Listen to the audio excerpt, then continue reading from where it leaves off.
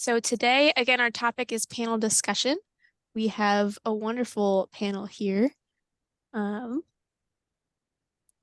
so today we have Phyllis Law, our systems change specialist at EPIS.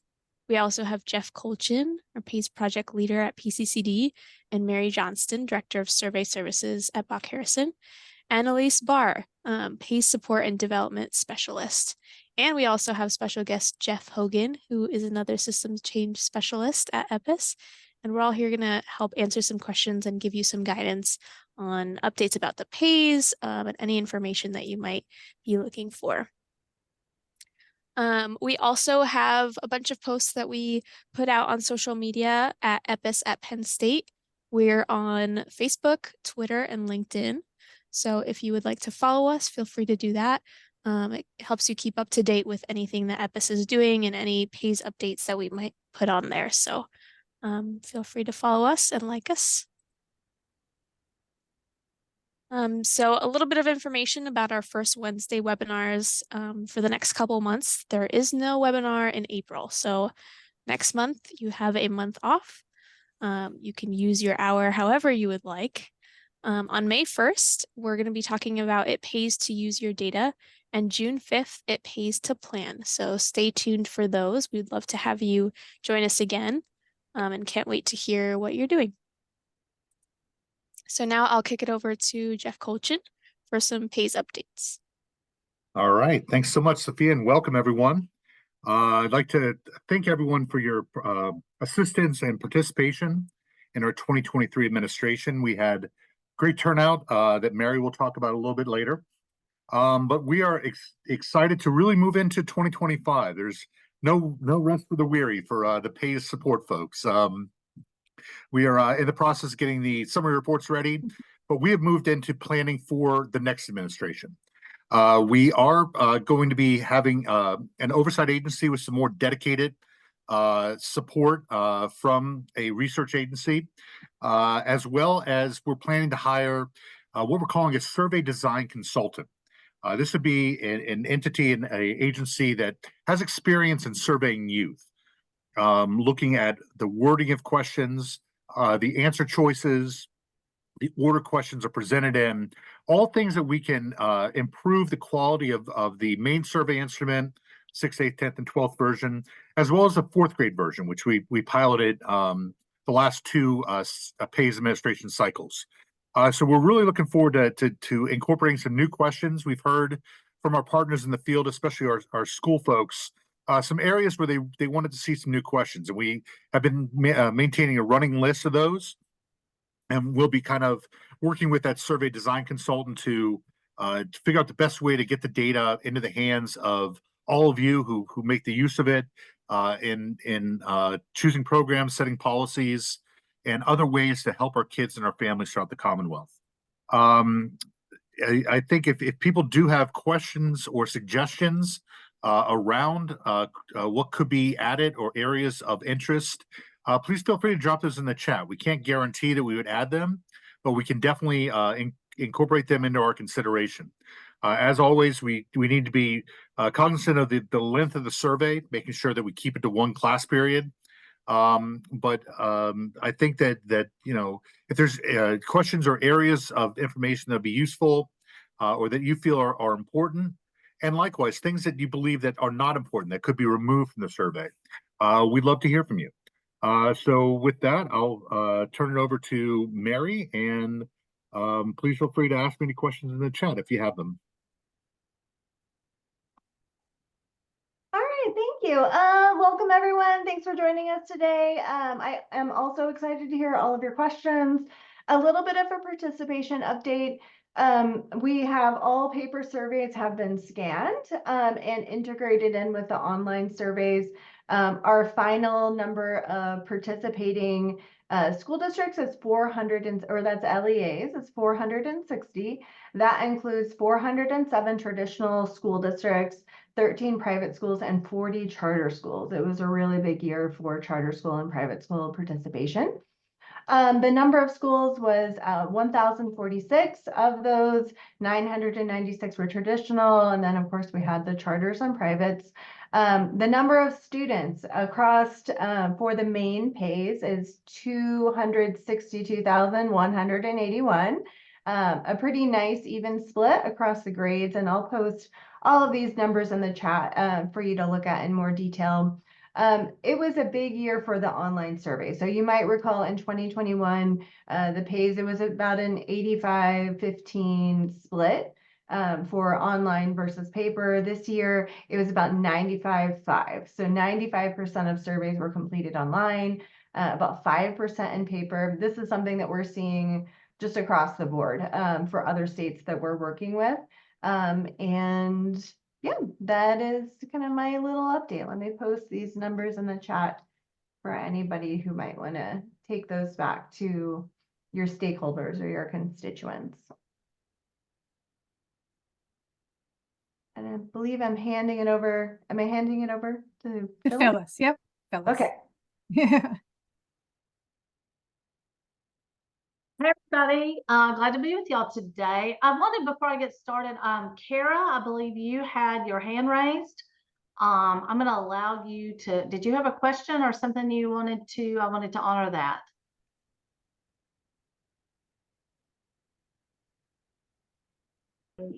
I'm so sorry. I did not mean to do that. Okay, no worries. It happened. It happened. No worries at all. So, okay, great. So I'm really glad, you know, as Geoff and Mary have said, we, you know, all this pays work. There's so much that goes into it. And, you know, those of us who are doing it and day in and day out, and there's just so many different pieces. And I think that there's a lot of questions that start happening about this time, you know, that we want to be sure to get you thinking about, you know, what to do. Like, as we said, when your preliminary data came out in December, I know many of you have probably, or we hope at least, have started looking at that data and thinking about it. I know I've had a lot of folks reach out and say, wow, you know, what does this mean? What does it look like?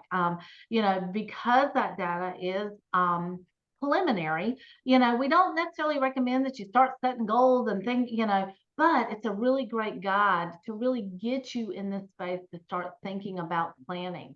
One of the things I like to say to folks in sort of a simplistic way, if you haven't, you know, if you have some goals set that, you know, already with previous pays and your earlier, to start thinking about, you know, have you benchmarked out with that planning? Do you think, you know, based on your preliminary data, do you think you're in that space of where you're, you know, over the course of time meeting that goal? You know, start thinking about it from that angle. You know, I think it's also an interesting something to think about too, that I know I'm starting to think about with the groups that I work with directly, is thinking about, we always think about trends with pays, right? That's something we want to kind of think about. But think about this time in particular. Remember, the sixth graders who took the pays in 2017 are now our 12th graders, right? Well, you know, and that's always an interesting trend to kind of watch how this works. But the interesting part this time, if you were to do some charts and work and kind of trend out that data, we have, you know, that good old pandemic, that thing we can't seem to quit talking about, seems like, was right in the middle. So I think starting to think about, you know, over trend or over time, you know, what those sixth graders really experienced. And what that reflects within their pays, I think would be a very interesting story to tell. And y'all know, many of you know me, and I've had the honor to work with so many of y'all, that telling that story is what pays is about, right? And helping us make good decisions and helping us, you know, really be able to show not only where our issues are, but what are some things we can celebrate, right?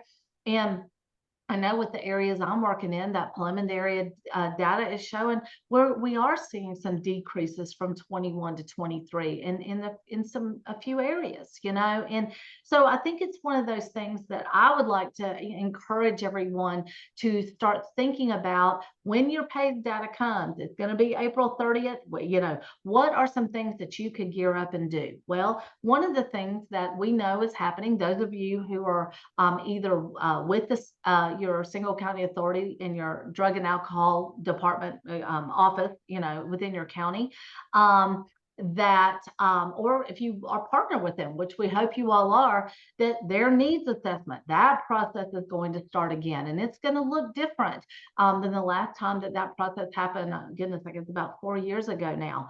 So again, an opportunity, I would say, as always, the new data is coming out. Use the time to reach out to maybe some partners you hadn't talked to in a while, or maybe really kind of strengthen some of those conversations to get ready for that data to hit. I can't believe it's already March, because you figure in 8 weeks, you're going to have brand new data. So go ahead and start today and really start thinking about how you can partner.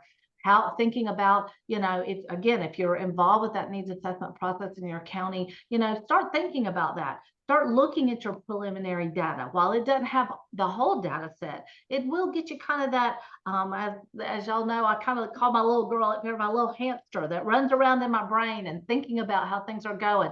So I like to, use this time to get that hamster cranked up, looking at some of that preliminary data.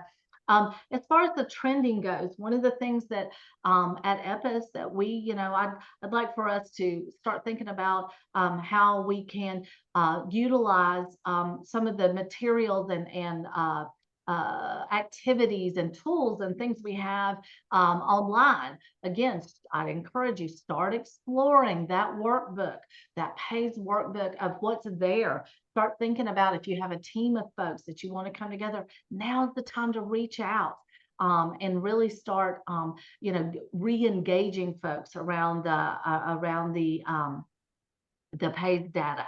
I think one of the things that will also help, and I know in future webinars, and I believe Elise is going to talk about this in a minute, that we're going to talk about thinking about your goals, like I mentioned earlier, but also thinking about, okay, what if you've met your goal now? What does that mean, right? If you haven't met that goal, what does that mean? Do you need to change everything? Do you need to change your goals? And unfortunately, there's not one perfect answer to that. There is some considerations that need to happen, thinking about trend, thinking about, all of how you set a priority. Not enough time today to talk about all of that, but I think in the future, we definitely, would like to spend some time with you thinking about, what does this goal setting look like? What happens over time with them? Again, in that space, if you are meeting in them, or if you're not, what do you need to do? So, but I do think opening up these spaces within your local teams and using that data to really start thinking, re-engaging around planning. And thank you, Sophia. She's always there. She put in the chat here a link to the EPIS site, which will help you with putting your PACE to work. Also, I have to give a lot of props. We are going to be rolling out to we have an online learning. We're going to be rolling some of that out come June, that we hope will help you really, again, kind of dig into PACE. Those of you who are new, that's really where we're starting with some basics. So know that that is coming. But right now, you can start doing some investigation. The other thing I'll say, before I hand it back, we are here to help. If you have a question, go online, submit a question. If you need a little hand holding, if you just want to think about things for a minute, please reach out to us. That's what we're here for. There's no bad question. And I hear, oh, I know this is such a dumb question. There are no dumb questions, because I promise if you have the questions, somebody else does too. And then when you ask us questions, that also helps us provide technical assistance in a better way to others. So please reach out, use the time to re-engage with others right now, dig into that preliminary data. Again, while it is preliminary, we in the past didn't see a whole lot of change, but it does help at least start engaging that thinking and really putting that PACE to work. So here to answer any questions if anybody has any, but really just kind of generally thinking about how we get started again using this data. I think that's back to Elise maybe now. I'm here. So we're going to address some of these questions in addition to other questions you have. I know Lisa put something about love to seeing some different questions. Right now is the time where everybody who is here, I mean, there's 75 people in this room, in this webinar, and I think that is such a wonderful tool to have everybody here that is across the state. I mean, it's across the state from where everybody is. you know, what would you like to see? Now is the time, as Geoff alluded to, there are new players, there are new people coming in to look at the survey, look at the validity, look at new scales possibly down the road, look at what's happening with PAYS. What do we need to do? How do we need to improve it? What do you need to say? And I know, Lisa, you have a question about perception of use among peers. What percentage of you, and Phyllis and Geoff probably can address that, and Mary here as we proceed through the hour that we have. But I think it's important, as Phyllis said, reach out, let us know. What are you seeing? You know, what's happening that we're not asking or that we're not seeing as the boots on the ground and in the schools and in the SCAs and in your community? What do we need to really look at and see if we can make some scientific, you know, some tools that are valuable and that give us the information that we need across the communities and across the schools, across the state. So that's basically, if we just want to highlight now Phyllis and Geoff and Mary, and they are going to address these questions that we just kind of generated, and it can lead to whatever discussion anybody wants to move forward. I think Phil or Sophia, can people unmute themselves, or do we need to unmute them? But we will need to unmute them. We'll need to Okay. give them permission. But if they raise their hand, we can Raise your get to hand. them. Yeah, there you go. So you can put things in the comments in the chat. You can raise your hand. You can go in the Q&A. However you would like to proceed with any questions or any input, we would appreciate any of it. The first thing that we're going to talk about is what are some concerns from parents. And like I said, we'll have the panelists discuss that a little bit. And then we'd like to hear from you. What concerns did you hear from parents, from community members that may have been new, or maybe you just heard them a little bit more frequently this administration? Maybe it's something that we need to address and we need to get some additional supports in place. Is there anything? Oh, there, see, no dumb questions, Sophia reiterated. So I'm going to start with maybe Geoff, if you just want to kick off, did you know, anything that were concerns from parents, anything that you heard that maybe you want to just talk about? Yeah, sure. We have heard over the years, and especially that, you know, more recently, questions being a little too invasive or inappropriate for younger students. You know, and we have kind of responded to that by emphasizing that students are informed that they can skip any question that they do not feel comfortable answer or really don't know how to answer. And we did develop not a webinar, a online video for parents to let them understand why PAYS is asked, the fact that it is anonymous, that we are not looking to identify individual students, but rather to find out what's going on in our students' lives, and how can we use that to help put protections in, improve the climate of their schools, and really help them succeed in life. So that's kind of the approach we've taken. You know, but you know, as always, we're looking for any specific concerns you've heard that we can kind of work to come up with ways to address. Phyllis, you want to add anything to that?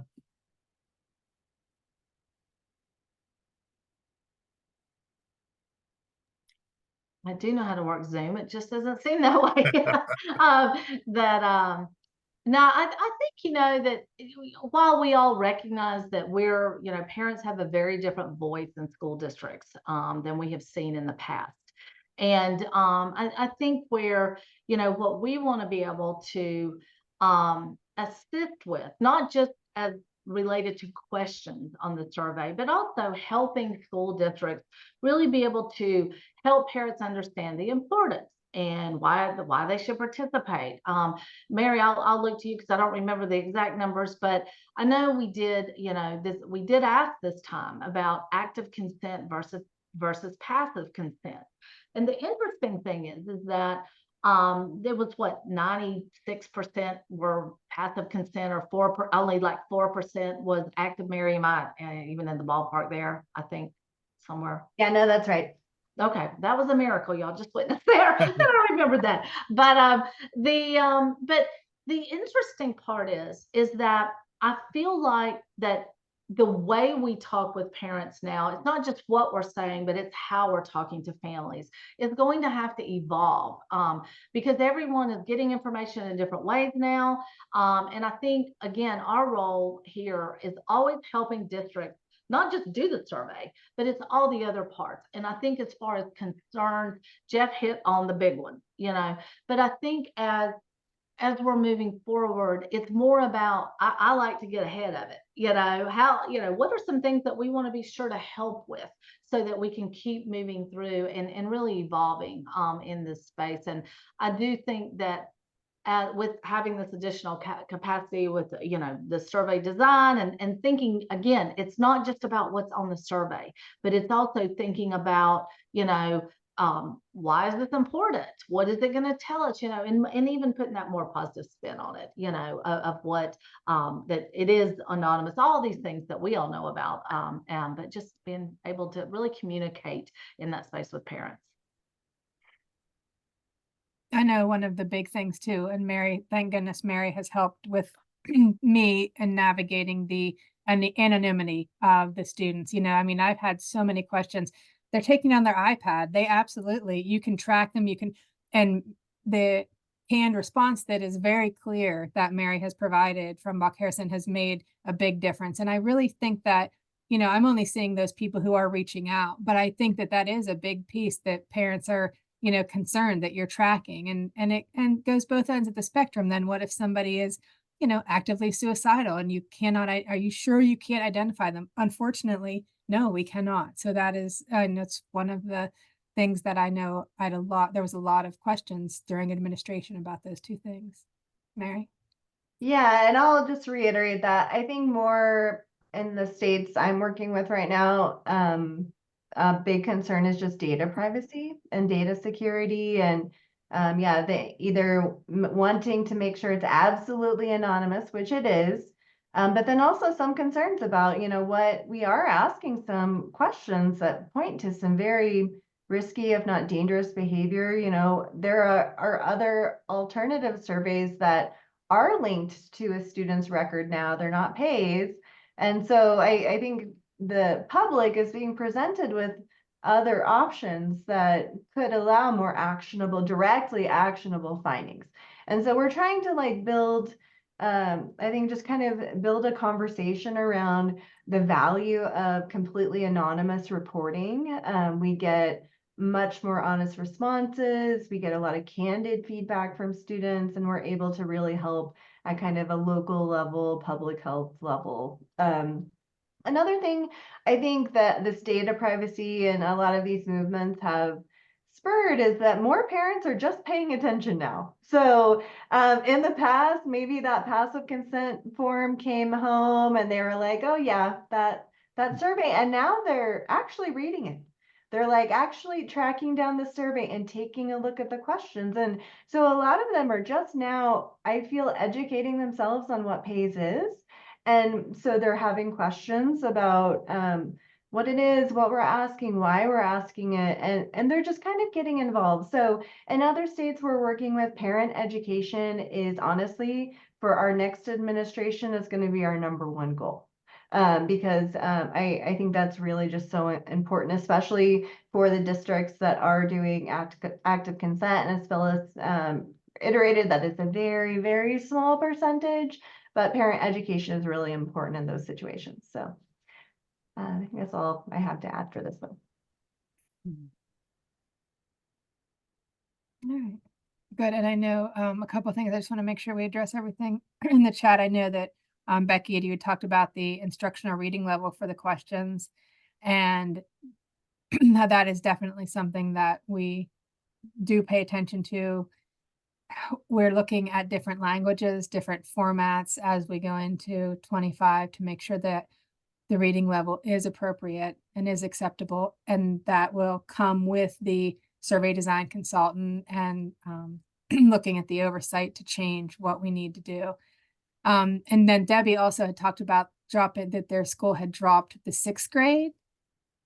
I'm going to pass that off to either Geoff or Phyllis to kind of touch base on that just a little bit, because we're aware that the Yep. sixth grade seems to be an area and a grade where we have a huge diverse group of students, some elementary school, some in middle school, some with many varied experiences. So I'm going to let them touch base on that for right now as we move forward.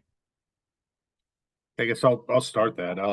Yeah, as Alicia said, we do recognize that the sixth grade is different. They're not fourth graders where we're not going to be looking at problem behaviors, but they're also not high school students where they've been exposed to a lot of these issues. So one of the things that we will be working on with the survey design consultant is looking to kind of truncate the sixth grade survey a little bit, trying to identify questions that really aren't appropriate or really don't apply to sixth grade students. Some of the more intensive drug use questions, the cocaines, the heroines, things like that, they likely would not have been exposed to. And some of the violence questions, just kind of looking at where we can kind of simplify that survey. The other thing we'll be looking to do is to look to really explain why the sixth grade survey is so important. The great news is that sixth graders report lower levels of all these problem behaviors. So how do we use that data to build supports to prevent those problem behaviors from revealing themselves or becoming ingrained in students as they move through their academic career?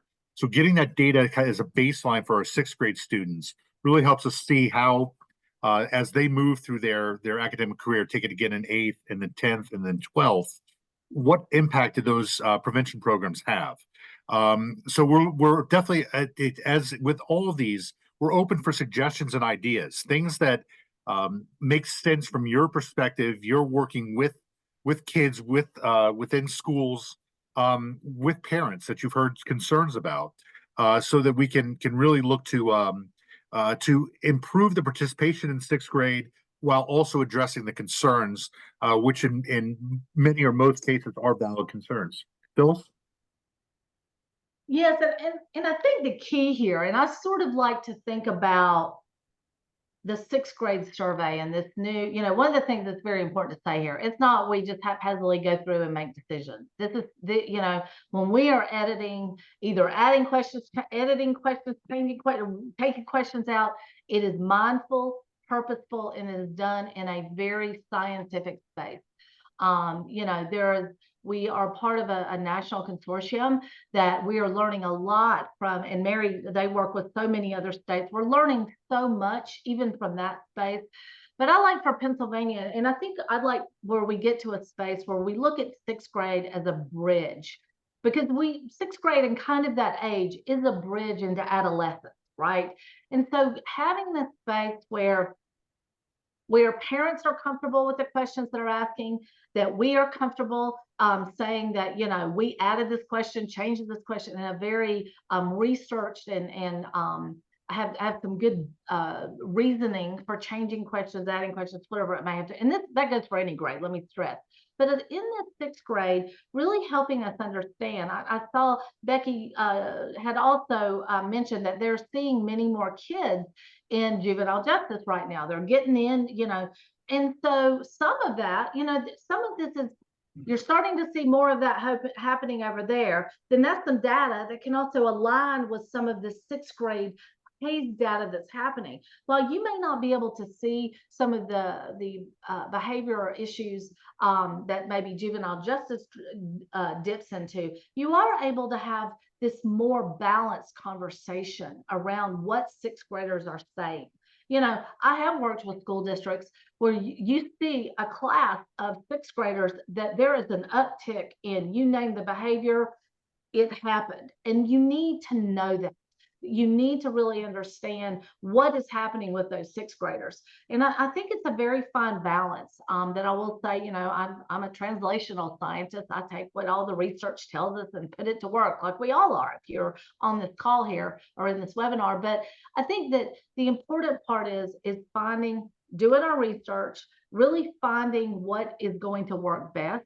But at the end of the day, also adding those opportunities to ensure we're staying current if you will, watching trends, you know, watching and maturity level, you know, and I think today's sixth grader looks very different than a sixth grader of even 10 years ago. I think, and again, I'm no adolescent expert, but, and it's been a long time since I was one, I will say that too. But the reality is that we take strides, that it's not just, oh, let's remove it, but we take the strides to really do it well and do it right. And Becky, I also want to address one other question you had. Has anyone tested the instructional reading level for the question? We have quite a lot of students with diverse backgrounds and wondering if we are getting to all of the voices. And Mary, this is my transition to you as well. But one of the beautiful parts about doing online is that, you know, there are ways that we can use that online technology to help with translation. Someone else, and forgive me the name, had asked about having, oh, Catherine, you had asked about having a Spanish version. There is a Spanish version in paper, but it was so underutilized, we didn't go that route. But with online, there's opportunity there, because Spanish is not just the language. We know that many school districts have multiple languages. And helping, again, I'm going back in the theme here, y'all, of helping school districts get in a place that they are best equipped, not only to administer, you know, do the survey, answer the questions, get the parents ready, all that, but also to really help engage students at the best level. And Mary, that was kind of a transition into your space and your world of looking at what we could do. Yeah, absolutely. And actually, a little bit of a correction. The survey this year was bilingual. So students. Oh, it was. I'm sorry. Apologize. Yeah, the online survey, they could select Spanish. But some states that we're working with are honestly taking advantage of how easy it is for us to just plop those languages in, and are adding additional translations. And so we know that we can't cover every language, but if there are other major languages that need to be included, then absolutely we should do that.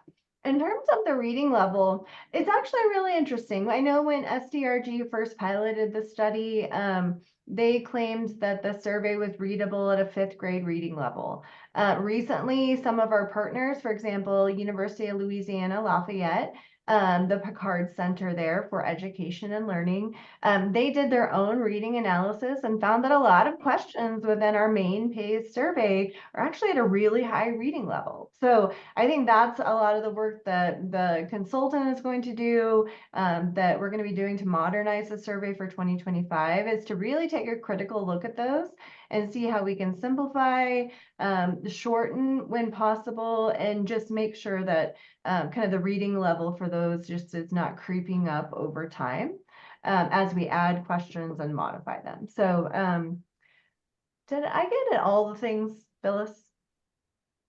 You did. Yeah. Thank you. Yeah. And it was really just more about this idea of staying current, you know, and really staying on top of what, you know, what y'all are learning in other states, what we can administer here. But, you know, there's a lot of needs and a lot of ways to address it.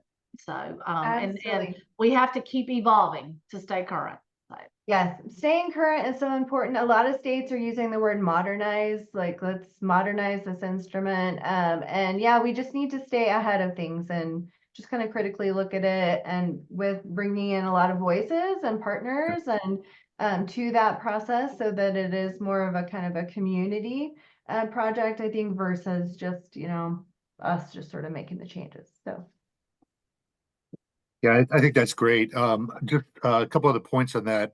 You know, we are looking to really educate our schools about what else is available. One of the other areas we've heard is having the ability to have the survey read to students with headphones. Again, with an online version that becomes readily available. You know, we've heard from schools that they're able to do that with the PSSAs, the reading and math aptitude test. Keystones, I guess, as well. So it's, you know, having that, letting schools know that that is an option if that would help students that may have difficulty with comprehension, reading comprehension. Hearing it verbally may help them with their participation.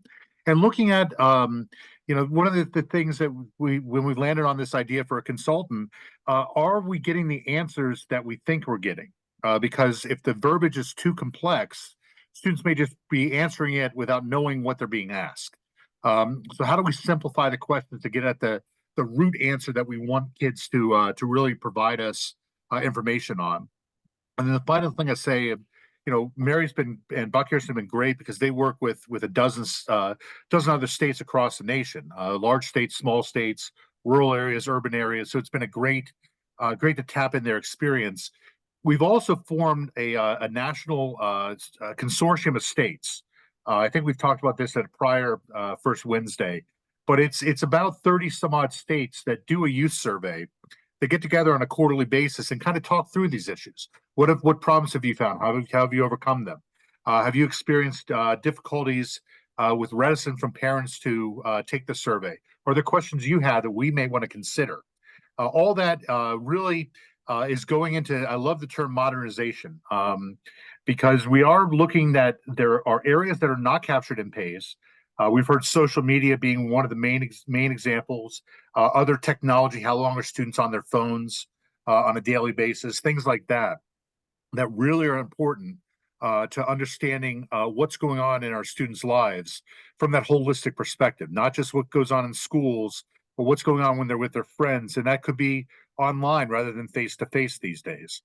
So all those sorts of things we're going to be looking into, and really just looking to make the survey as useful as possible, so that we're not looking to answer questions that were relevant in 2001, but to plan for 2025, 2027, and moving forward.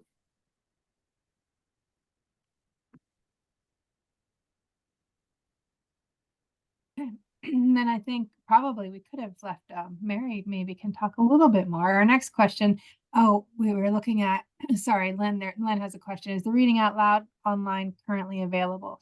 And I don't think that was something that was utilized at this point, but something that we are aware that it can be moving forward with headsets and personal devices and what is available. It was not utilized in this 2023, but hopefully in 2025 and 2027. Do we have a hand raised? Okay. And Catherine, you raised your hand. Do you want me to unmute you? Yeah, thank you. I don't know if this is the right time to talk about it, but I think we kind of It absolutely is. concerned the parents, but I'm the director of student services at the Milton Area School District. We've been involved with PAYS since 2015, made goals on our original data. So we have great baseline data and have certainly tracked it throughout the years. And one of the areas, like when I think of protective factors and all the work that our district has done in the last, 7-8 years in this area, I would love to know, are the kids, is our data that's concerning to us, are they utilizing our services or community-based services to address those? So we have been following our data on depressive symptoms, suicidal ideations, bullying, and threats and violence. Those are our core areas over the last few years. And I look at the list of protective factors, and they're great, but there's nothing there like, have they sought counseling either at school or the community? Like, would our response to that, would we be shocked that, our data shows X, but only 1/3 of our kids are actually seeking help? Or would we be a little bit relief that, similar to our percentage of kids that are showing depressive symptoms, we also have them utilizing school-based mental health systems or community-based mental health systems? Like, that would be interesting data to me in the position that I'm in. Like, are these kids seeking help, other than just having the presence of those protective factors in their lives? That's just my. That's a great point. And I think that is an area to look into, because as was mentioned before, there's often that question of, well, if a kid identifies as having suicidal thoughts, we can't identify who that student is. So what supports are available? But the question you raise, or the point you raise, asking about whether they're utilizing those or whether they know they're available, Yes. I think is just as important. We've heard from some of our schools that do a great great job of not just in Pennsylvania, but throughout the nation, where they'll post things on, posters on the wall when the survey is being given. If you need assistance, if you want help, if you want to talk to someone, we're here, we're available. Please call this number, visit this website, whatever the case may be. So I think we're looking to really kind of move into that area as well. And again, learning from what's going on in other states. One of the great things with getting together with other states, it's a very collegial attitude. It's not, well, we don't want you to steal from us. It's how can we improve the survey in Oregon and the survey in Alabama and the survey in New York State and the survey in Pennsylvania. Right.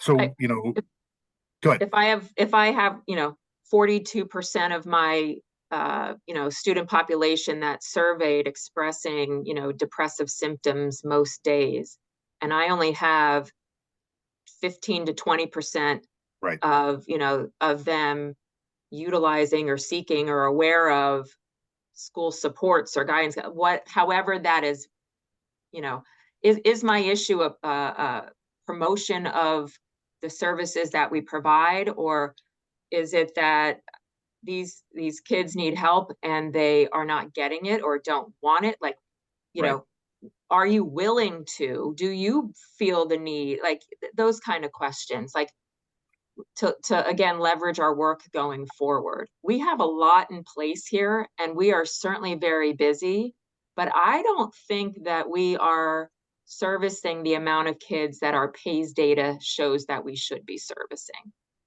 And if I could they just jump in here, Catherine, I Yeah. think, and this sort of jumps into one of our next questions of how to use PAYS data for grant, funding requests and all. Being able, and I think some of the companion questions that maybe aren't directly on PAYS, but some of the other questions I would ask, and you've sort of touched on it, is there social norming activities happening around destigmatizing, reaching out for help? Is that happening? What's the messaging that's going home to parents to say, it's okay to not be okay, get your kids some help, Right. kind of thing. Thinking about it, and these are rhetorical, Catherine, I'm not asking directly, Sure. but, but there's rhetorical kind of processes that are in place, asking kids directly, that if, why aren't you getting help? Asking questions about what would make them get help. I know there is some research around, and I believe Signs of Suicide uses the peer-to-peer space of identifying and encouraging kids to go seek out help. That kind of thing. Your question is amazing, and I love it. And I think it's, but I think the balance. And I'm always thinking both sides of the coin here, that it may not be something that every school district is in a position to really ask, because they may not have the capacity to provide the services that would be identified. You know what I mean? But I think your question is a good one, thinking about, and I'm thinking more of a, why aren't you? And that then in time, or, could maybe help, like, when seeking funding, this many kids said we need help, but we as a district can't provide it because we don't have it. Kind of thing. I mean, oversimplifying it, but it's interesting. I agree. With Geoff, it's a great question to kind of think about. But I think there's a lot of, and again, this goes back to how we think about questions, and thinking about the ramifications within a district. And the potential outcomes that could happen. But I like the way you think, Catherine, for sure. For sure. And I think probably leading into that, we can go into kind of maybe what is different in the 2023 PAYS report. I know, Mary, there is a question that is directly correlated to that is new to 2023. Go ahead, Mary. Catherine, you I love where you're going in terms of mental health, and this is the direction surveys need to be going in terms of, we've got risk and protection, and we know the outcomes, we know depressive symptoms, we know suicide ideation, but what are we doing about it? What are the conversations that students are having with professionals? What's the stigma around seeking mental health treatment?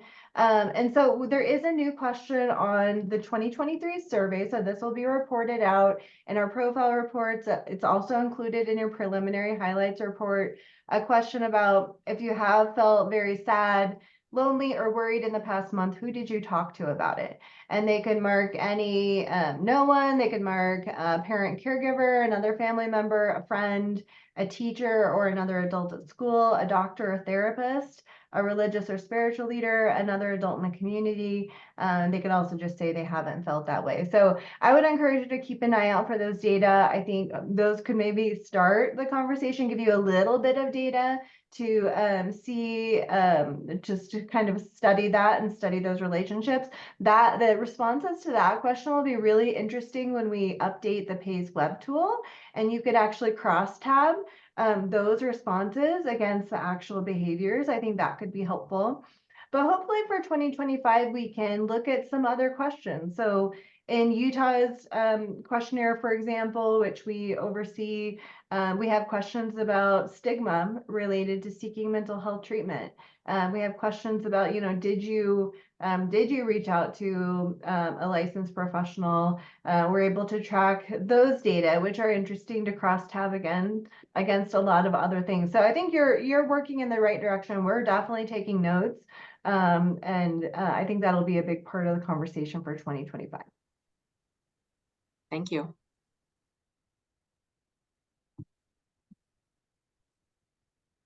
Mary, do you want to talk about anything else from the what's different in the 2023? Oh, I'm sorry. That's okay. You're good. Sorry. Good. You answered that one. You Okay. were good. 2023, there were not, I wouldn't say like a whole lot of changes. Like that was one of the bigger new additional questions. There weren't a lot of additions. There were a lot of, like I said, modernization. So a lot of just kind of fine tuning the way that we're asking about lifetime use. We're asking about 30-day use. And you might recall from the survey before, we were asking students, for example, in the past 30 days, how many times did you use cocaine? And it would be, the options were 1 up to like 40.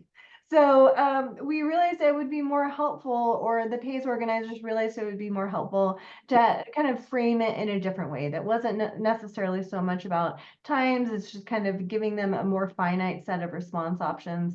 So some of the ways that we're just kind of asking the questions have shifted. Some of the response options are shifted. It still allows us to honestly boil down, students who either did use or didn't use. We're just using a different set of response options to understand that and hopefully capture more meaningful data.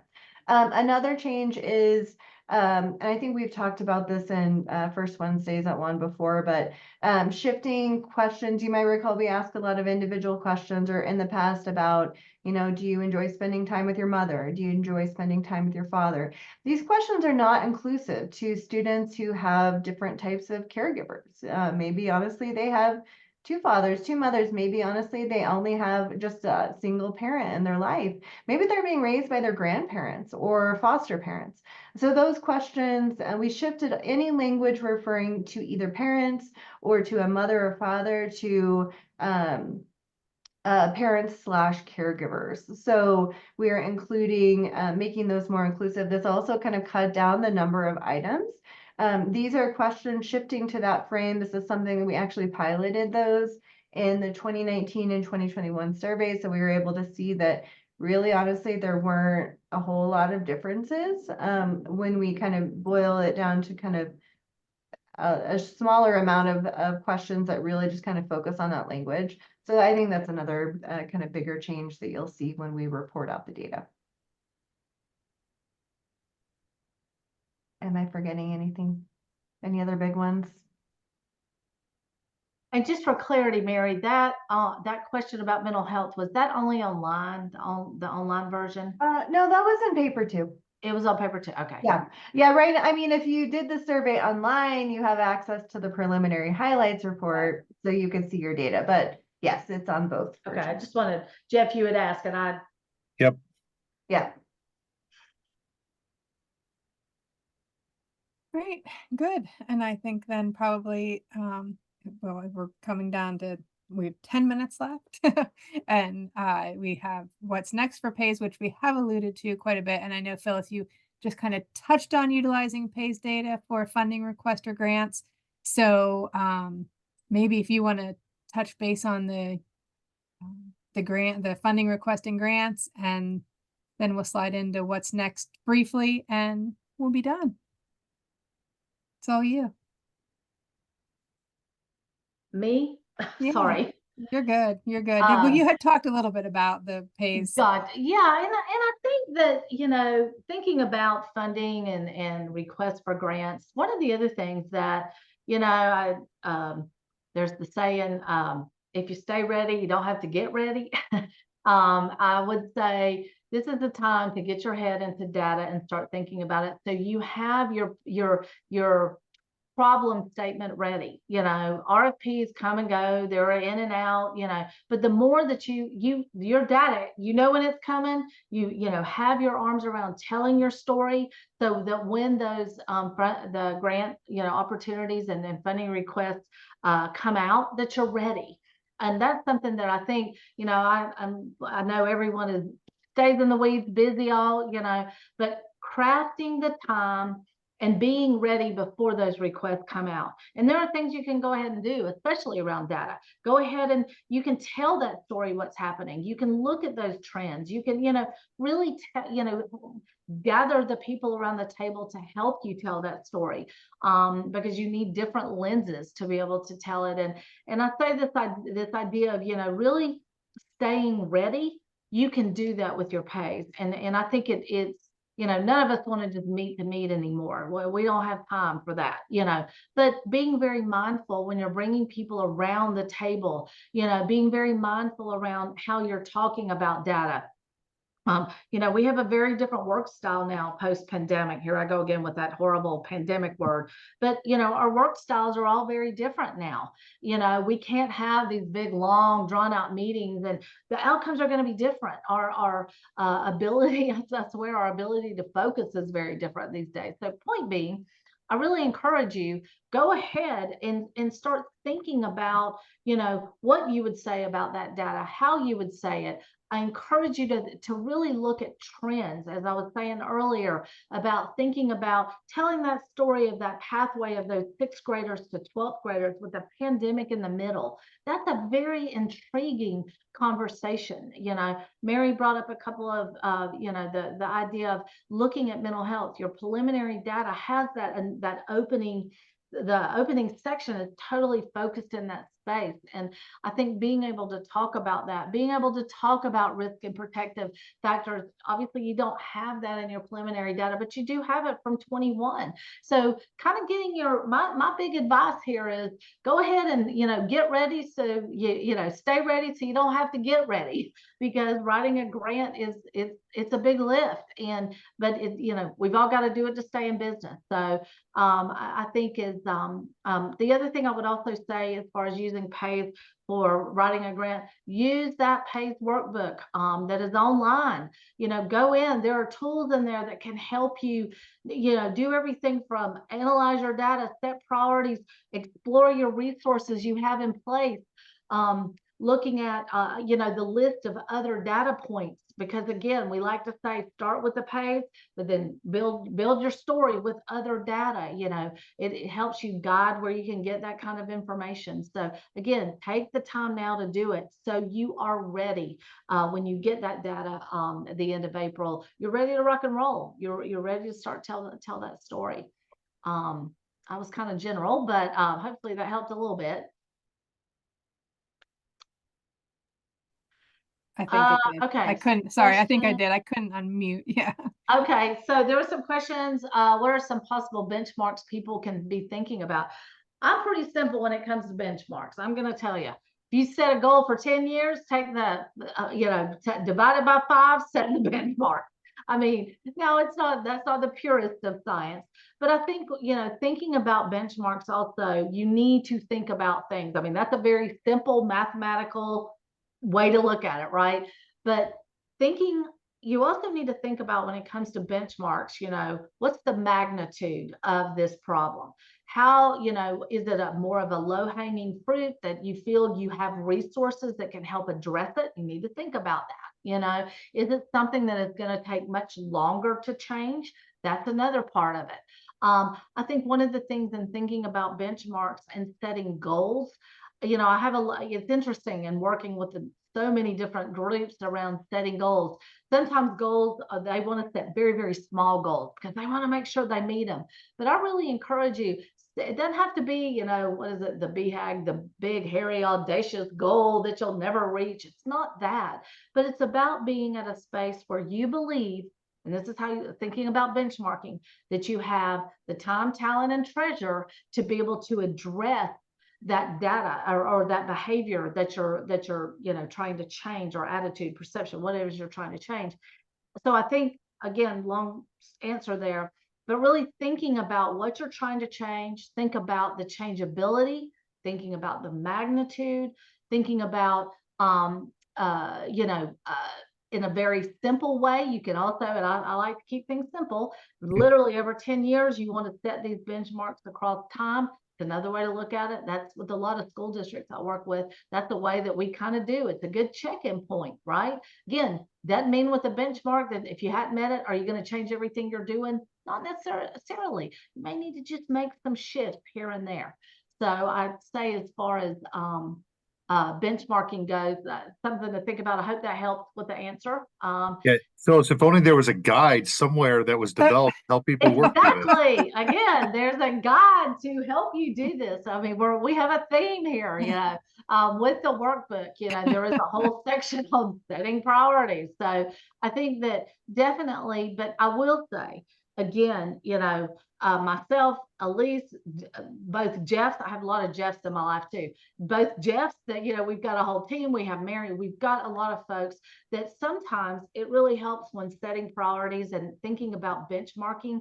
If you just need somewhere to talk about it, please reach out. I mean, we are here just to, if you need to think about it, and you're trying, sometimes it helps with that. We can give you a little more guidance, a few more nuggets when you're in that space of setting priorities.